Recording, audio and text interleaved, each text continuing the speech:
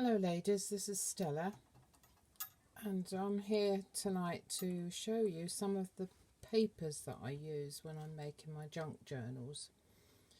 I'm sure there are one or two of you in the group who are wondering where to start when it comes to paper, so I'll try and explain some of the papers and what they do, the ones that I use anyway.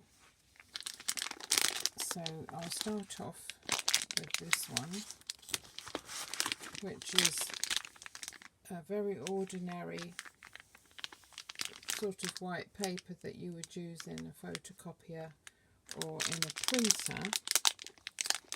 It's A4 size, which is the common one in England. In America you have one that's I think 8.5 by 11 inches. And you want to look for 100 GSM, that's the thickness. And if you're going to be tea dyeing paper, it's a good idea to have this thickness because it's more robust. The ordinary copy of paper that you just do copies on is 80 GSM, and that isn't so good when it comes to tea dyeing because it can get a bit brittle. The paper always shrinks a little bit after you've tea dyed it, so you need to take that into account as well. But I find that this paper is very good for tea dyeing, and I do most of my papers with some sort of tea dyeing. So that's the one that I go to the most, and there are various different types of it. Obviously I'll use the HP one this time, but I don't always use that one. Now this one I buy in Paperchase, which is a paper shop here. I think you have it in America as well. And that's lovely paper. This is parchment paper, and it's quite strong. It's also off-white. I'm filming this in the dark, so it's a bit difficult to see the right colours. But it's a sort of a yellowy parchmenty type colour, and very strong, durable, and you can tea dye it. Tea dyes beautifully. So that's the parchment paper. Thickness 90. So that's 90 GSM. Again, it's A4 size, and there's 40 sheets in this packet. Gorgeous pens. Then this is my tea dyed paper, some of it anyway. I've got a whole stack of it on the desk, and I do it various different ways, anything from very thin wash to quite thick and grungy wash, depending on which dish I use to tea dye it. This one has been tea dyed in my meat dish. I know that because I can tell the design of it, and I like the grungy look and I like the messy finish. It's, as you can see, it's strong even though it's been tea dyed and ironed afterwards. Shrinks a little bit, as I said before. So that's the tea dye paper.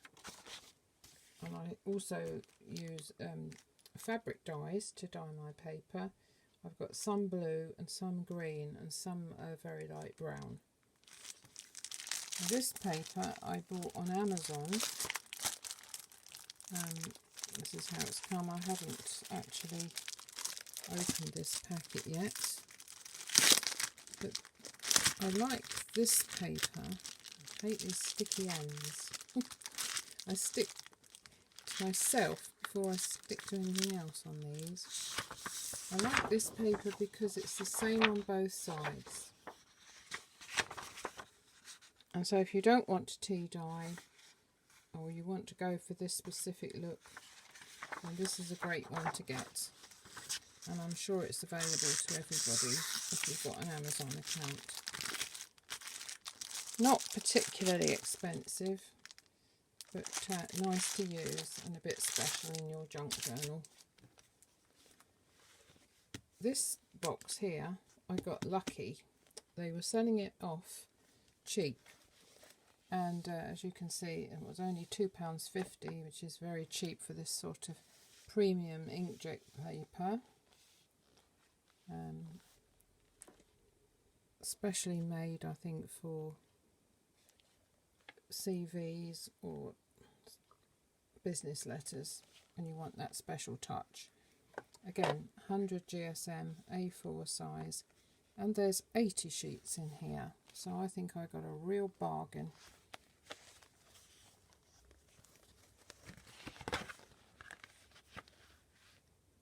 I haven't used it yet, but there it is. Lovely, lovely quality.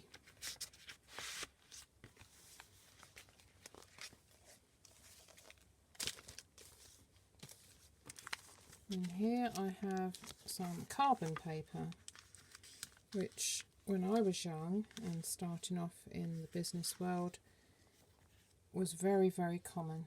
This is how we did our copies. You put a sheet of this between two pieces of paper, you press hard, and then you get an impression, just in case you didn't know.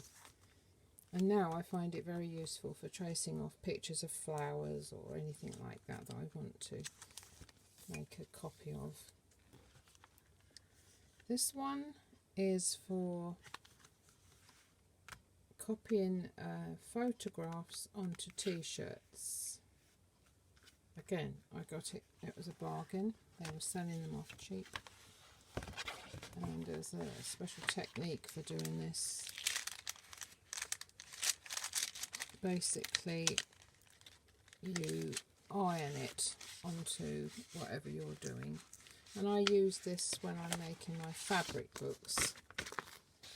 If there's a nice picture I've got, I can transfer it onto a piece of cloth and then make a pretty picture out of it. The last few I've done with a sort of patchwork background, which was rather fun to do. Again, A4. You don't get many sheets in here, and it is expensive. I got this one cheap. Those are the plain papers. I keep them in a box like this, so I know where they all are all the time, and that goes on top of my shelf.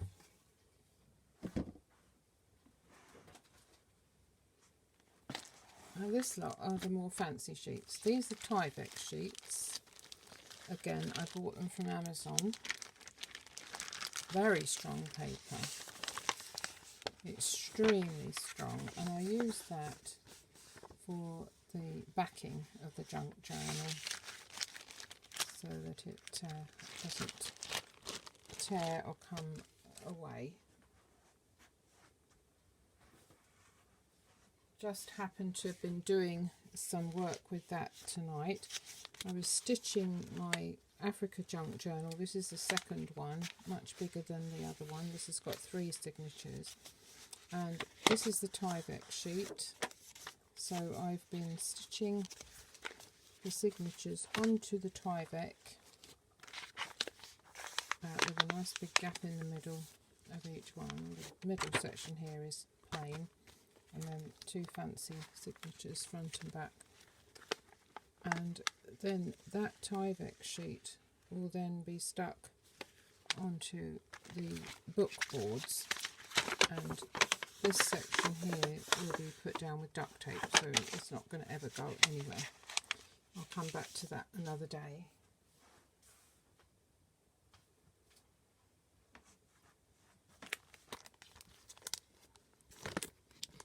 Now this one is vellum, plain white vellum pack, and I haven't got many of these left. I don't think I've even got a single one. No, they're all gone, but I kept the packet so I know what to reorder.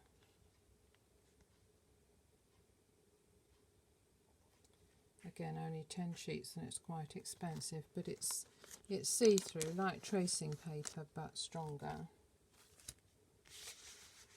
I've got some tracing paper here. There we are. This is the cheaper stuff, which is tracing paper. Again, from the stationery shop, and this looks very nice in your journal too. You can print on it, and it looks really nice because you can see the picture underneath. This is journal paper, which I shall tea dye, but you don't have to tea dye it if you don't like that dirty look. Somebody described it once. But these are also available in all the stationery shops. This one, look at that, isn't that lovely? Now, my wool shop in the town was closing down. They do a bit of craft, and again they were selling it off, so I bought some. And this one will be going into a bead journal when I get round to making it. It's absolutely lovely, it feels gorgeous. Thing is, it's a bit thick, so I'm not quite sure how I'm going to put it in there, but here's another one, and this is slightly darker. Just showing you what's available. Deluxe quality craft. Make a nice cover board, I think, wouldn't it? It is actually quite stiff, see? And there's this one, which is the squared paper, which you could use. Transfer paper. This is handmade paper. Get out the packet. There's some lovely designs. I won't be getting any more of this though, because now the shop is shut. This is floppy, very soft. This one's a bit harder. Lovely texture on that. There's a green one, that's lovely, isn't it? And this one, which is beautiful, isn't it?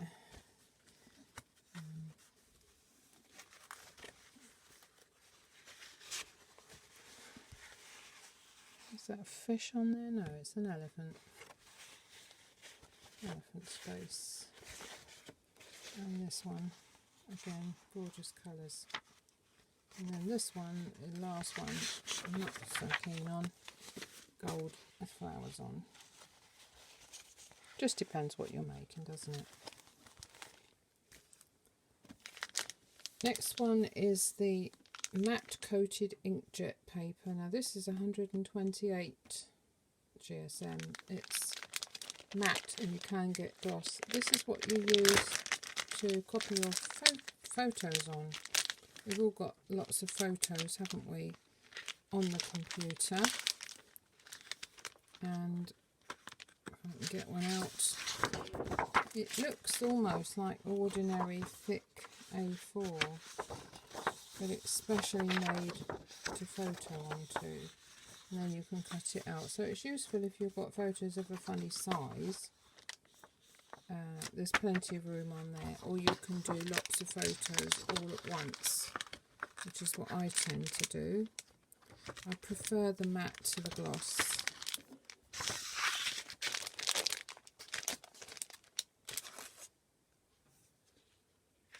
And then this one is squared paper.